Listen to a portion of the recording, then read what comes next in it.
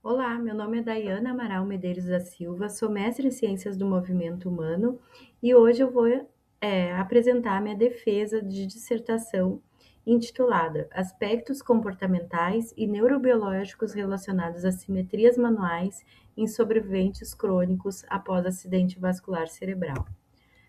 Então, o AVC, ele é caracterizado por um insulto ao sistema nervoso central, que pode ser de origem isquêmica, onde há oclusão de um vaso sanguíneo, ou hemorrágico, onde há extravasamento do conteúdo sanguíneo para o tecido cerebral. Em ambos os casos, isso vai levar a alterações sociais, alterações cognitivas, sensitivas e perceptuais e as alterações motoras. É esperado que 80% das pessoas que sofrem um AVC, elas enfrentem problemas relacionados à paralisia em um lado do corpo, e dessas, 63% vão ter alterações, então, do membro superior, do braço acometido. E entre as principais dificuldades se destaca, então, coordenar esse braço, a mão e os dedos. E isso vai comprometer a capacidade de realizar as atividades de vida diária, como comer, vestir, a higiene pessoal. Então, a recuperação motora do membro superior é um elemento central nos programas de reabilitação pós-AVC. O controle manual, o controle do braço, ele pode ser visto em dois níveis de análise. O primeiro é os mecanismos internos relacionados a construtos da psicologia, né? E o outro forma de ver isso são os mecanismos internos relacionados a aspectos neurobiológicos que vão dizer quanto um mecanismo, um substrato neural está envolvido nessa resposta motora do membro superior. As atividades de apontamento, elas são muito presentes na nossa vida diária e por isso também elas são as mais estudadas.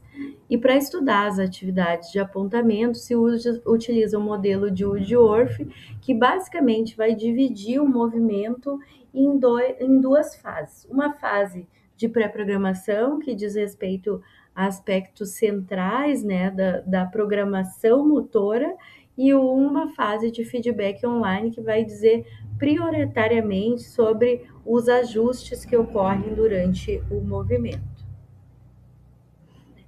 Já no nível de análise neurobiológico, a gente vai pegar aspectos lá do sistema nervoso, mecanismos do sistema nervoso, e vai associar ele com a resposta motora. E dentre esses mecanismos se destaca a especialização hemisférica, que vai dizer que cada lado do cérebro ele é responsável por um certo aspecto, uma característica do movimento. E a transmissão de informação entre os dois hemisférios vai se dar por uma estrutura que é chamada de corpo caloso, que vai fazer essa comunicação entre os dois hemisférios. E comunicação interhemisférica, que se dá através do corpo caloso, ela tem como finalidade ampliar a distribuição de informações entre o cérebro, e isso aumenta as possibilidades de acionar e potencializar esse processamento, né, do cérebro durante as atividades. A literatura ela já tem feito essa relação entre o nível neurobiológico e o nível comportamental, e já foi atribuído, então, essas diferenças entre as mãos, né, à especialização hemisférica. Por exemplo, já foi visto que tem uma vantagem da mão direita para o tempo de movimento e a precisão do movimento, né, que é dada pelo erro radial. E também existe uma vantagem da mão esquerda para o tempo de reação, mesmo em indivíduos destros.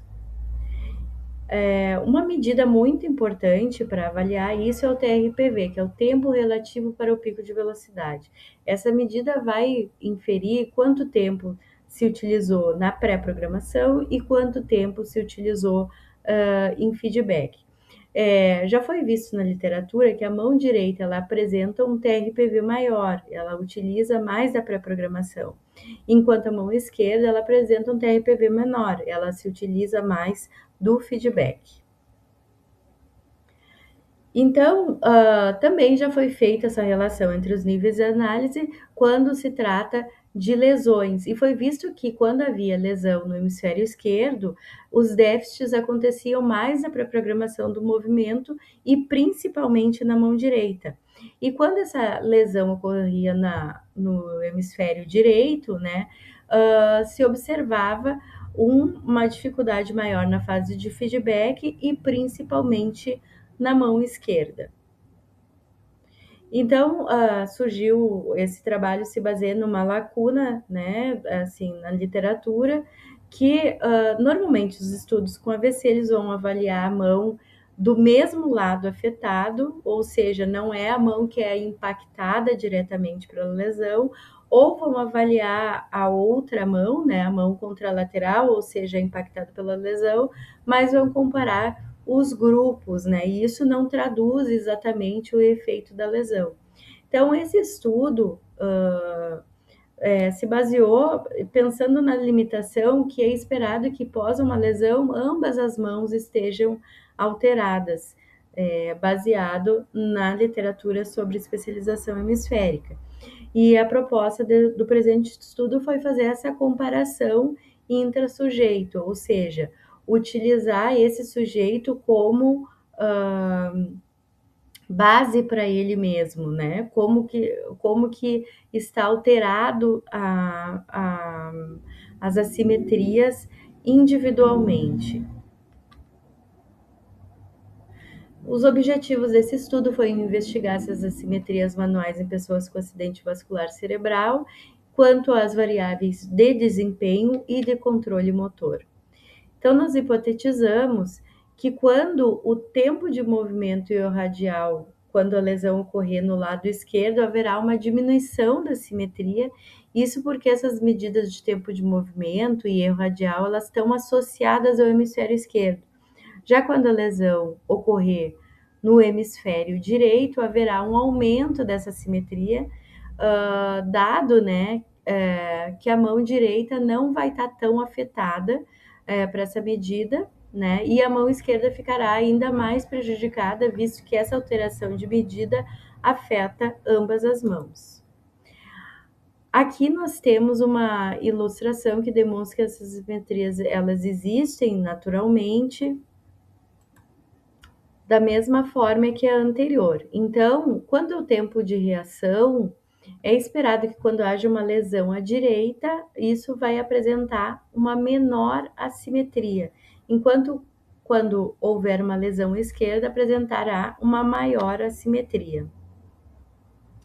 Já quanto às medidas de controle, que são TRPV, PV e número de correções, a gente vai ver que há um comprometimento da pré-programação, isso vai levar a uma menor assimetria quando a lesão ocorrer no hemisfério esquerdo, enquanto quando essa lesão ocorrer no hemisfério direito, também haverá uma diminuição da simetria, mas aqui mais porque o feedback vai estar alterado e com isso vai haver um aumento compensatório do uso da pré-programação. Então, nós realizamos um estudo transversal quantitativo, ele foi aprovado pelo Comitê de Ética. A amostra incluiu indivíduos com AVC crônico e controles saudáveis, um cálculo amostral de 17 indivíduos por grupo. Nós incluímos pessoas com AVC unilateral, com mais de 6 meses, que tinham a visão normal corrigida, que eram destros previamente à lesão, e nós excluímos aqueles que tivessem alguma doença osteomuscular, neurológica, que não permitisse participar de todas as fases do estudo também, né? E o recrutamento foi via clínica escola, centros de reabilitação e a comunidade, e o nosso grupo controle foi composto por 17 participantes saudáveis, que também foram pareados por idade e sexo. Então, os participantes, eles preencheram um questionário clínico, né, onde nós víamos o tempo de lesão, os tratamentos que eles realizaram. Depois eles passaram por um inventário de dominância lateral de Edimburgo, que era coletado previamente à lesão, que era perguntados previamente à lesão como era a dominância lateral, e eles foram avaliados cognitivamente pela escala de Mini-Mental e MoCA. A função motora ela foi avaliada pela escala de Fugger-Meyer para membros superiores. Então, a tarefa consistia numa tarefa discreta de apontamento, numa mesa digitalizadora, numa distância de 21 centímetros, com uma inclinação de 45 graus, e foi adaptada uma órtese universal a uma caneta sensor para padronizar a pega dos participantes, como demonstrado aqui nesse vídeo. Aqui é como era a pega, né, dessa caneta, e todos os participantes, em ambas as mãos, a afetada e não afetada, realizaram dessa forma. Então, os procedimentos, né, foram compostos 3 grupos, um grupo de lesão à esquerda com 12 participantes, um de lesão à direita com 10 participantes e um grupo controle com 17. Eles foram pareados por sexo e idade e receberam um vídeo com instruções padronizadas sobre a tarefa. No dia 1, então, eles realizaram as avaliações iniciais e a tarefa de apontamento, se baseou numa ambientação com 20 repetições, depois uma prática com 40 repetições, e no segundo dia, então, eles realizaram uma tarefa de apontamento com 40 repetições. Aqui, a maioria dos participantes foi classificados quanto ao comprometimento motor pela escala de Fugger-Meyer em moderado e leve. A caracterização do grupo controle, então, foram 17 pessoas saudáveis, sem nenhum diagnóstico neurológico, 8 mulheres, 9 homens, e a idade média também foi proporcional aos grupos de intervenção. Eles foram incluídos de acordo com a ausência, né, de doenças neurológicas, psiquiátricas ou musculoesqueléticas, com acuidade visual normal, sem uso de medicação de ação central e que participassem de 2 sessões com ambiente e instruções idênticas para os grupos que foram dadas para os grupos de lesão. Como variáveis dependentes do estudo, nós utilizamos para o desempenho motor o tempo de reação, o tempo de movimento e o radial, e para o controle motor, o TRPV, o pico de velocidade e o número de correções. E todas as variáveis foram transformadas em índice de assimetria.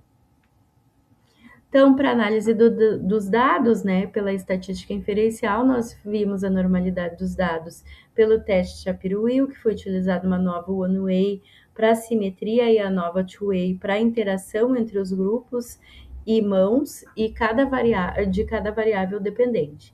E foi utilizado um pós-hoc de Bonferroni para comparações múltiplas quando foi apropriado. Foi adotado um alfa de 5%, e um tamanho de efeito foi calculado por o eta quadrado, né? E entre 0,25 e 0,35 são considerados um indicativo de efeito moderado e grande. Então, como resultados, as hipóteses elas foram, em sua maioria, refutadas. Quanto ao tempo de movimento, não houve diferença significativa entre os grupos, ou ausência de interação significativa entre grupo e mão, e os grupos eles apresentaram padrões temporais semelhantes na execução. Quanto ao radial, houve uma diferença significativa entre os grupos. O grupo de lesão à esquerda ele apresentou uma menor assimetria no erro radial em comparação ao grupo controle e o grupo de lesão à direita, e não houve também interação significativa entre grupo e mãos. Quanto ao tempo de reação, houve diferença significativa na simetria entre os grupos. O grupo de lesão à esquerda ele apresentou uma maior assimetria em comparação ao grupo controle, e o grupo de lesão à direita não diferiu significativamente de nenhum dos grupos, e não houve também interação. Quanto ao tempo relativo para o pico de velocidade, houve uma diferença significativa entre os grupos. O grupo de lesão à esquerda apresentou uma maior assimetria do TRPV em comparação ao grupo controle, e o grupo controle teve um menor TRPV quando comparado ao grupo de lesão à direita e o grupo de lesão à esquerda. O pico de velocidade e o número de correções não foram observadas diferenças significativas, ausência de interação e as médias foram semelhantes para ambos os grupos. Então, como discussão, nós trouxemos que as assimetrias manuais após o AVC crônico podem estar relacionadas a uma reorganização comportamental e neurobiológica, investigar as assimetrias manuais no desempenho, no controle motor em sobreviventes crônicos pós-AVC, usando o modelo. O objetivo do estudo foi utilizar o modelo de Wood-Orff. O contexto da lesão, né? O estudo focou na fase crônica, caracterizada pela estabilização dessas sequelas, né? E reorganização neuroplástica. E os achados central desse estudo foi que nossa hipótese sobre a diferenciação clara dos déficits por hemisfério foram refutadas, sugerindo que as estratégias compensatórias bilaterais na fase crônica. As assimetrias do erro radial, o impacto da lesão no hemisfério esquerdo. Então, o grupo de lesão à esquerda apresentou uma menor assimetria no erro radial quando comparado ao grupo controle. Quer dizer que o hemisfério esquerdo é tradicionalmente associado a redes mais lateralizadas e eficientes para a precisão da mão direita, e a lesão no hemisfério esquerdo dominante, conforme. Então, a lesão no hemisfério dominante, que é o hemisfério esquerdo, compromete a mão direita e isso reduz a vantagem natural de precisão, resultando numa maior assimetria. Os achados, eles corroboram, né, com estudos que indicam que lesões no hemisfério esquerdo prejudicam o apontamento, o alcance da mão direita, enfraquecendo a superioridade dessa precisão, tipicamente atribuída lá à mão direita. Assimetria no tempo de reação, e isso foi um resultado inesperado, né? Um aumento da assimetria no tempo de reação na lesão no hemisfério direito. Embora o hemisfério direito ele seja associado ao feedback online e ao controle espacial, a sua lesão impactou indiretamente a preparação temporal do movimento, né? Ou seja, ela teve um maior custo de iniciação visoespacial. Então, o hemisfério direito, ele contribui para a estabilização temporal e a regulação do movimento, e no grupo de lesão à direita, a perda dessa estabilidade levou a um desbalanço mais pronunciado, maior assimetria entre as mãos, ao contrário do grupo de lesão à esquerda, onde o hemisfério direito intacto pôde garantir essa compensação adaptativa. Houve uma maior dependência da pré-programação, ou seja, um TRPV maior em ambos os grupos de AVC, tanto o grupo de lesão à esquerda quanto os lesão à direita, eles tiveram um TRPV maior, mas não tiveram diferença entre os grupos. Então, o maior TRPV, ele sugere uma ênfase na utilização de mecanismos de pré-programação. Isso pode ser uma estratégia rígida para estruturar grande parte do movimento antes da execução. Isso vai minimizar a necessidade de ajustes ineficientes de feedback online. A falta de distinção entre os grupos de lesão sugere que a fase crônica, os mecanismos compensatórios, eles são bilaterais e a reorganização funcional neutraliza essas assimetrias que são esperadas classicamente. Então, há uma organização hemisférica das assimetrias manuais pós-AVC. Então, há uma reorganização funcional bilateral, isso vai atenuar as assimetrias clássicas, há um aumento do TRPV, esse maior tempo na fase de pré-programação é uma estratégia compensatória, e essa redução das diferenças entre as mãos parecem ser uma adaptação interhemisférica. Isso indica uma eficiência restabelecida, embora menos flexível. Possíveis limitações e contribuições desse estudo. A compensação crônica e a heterogeneidade da amostra. Então, a heterogeneidade da amostra, a inclusão de participantes com diferentes níveis de severidade motora, pode ter mascarado o efeito do lado da lesão nas assimetrias. E também a escala de Fugmeyer pode não ter sido sensível para discriminar a performance na tarefa motora específica, dado que mesmo alguns participantes leves a moderados foram excluídos por não conseguirem completar a tarefa. Então, nós concluímos que o estudo ele investigou aspectos comportamentais e neurobiológicos das assimetrias manuais em sobreviventes crônicos pós-AVC e mostrou que o lado da lesão não influenciou significativamente o desempenho e o controle motor. Os achados indicam uma reorganização compensatória do sistema motor com modificações pontuais dessas assimetrias e manutenção do desempenho relativo simétricos entre as mãos através do aumento da pré-programação. Muito obrigada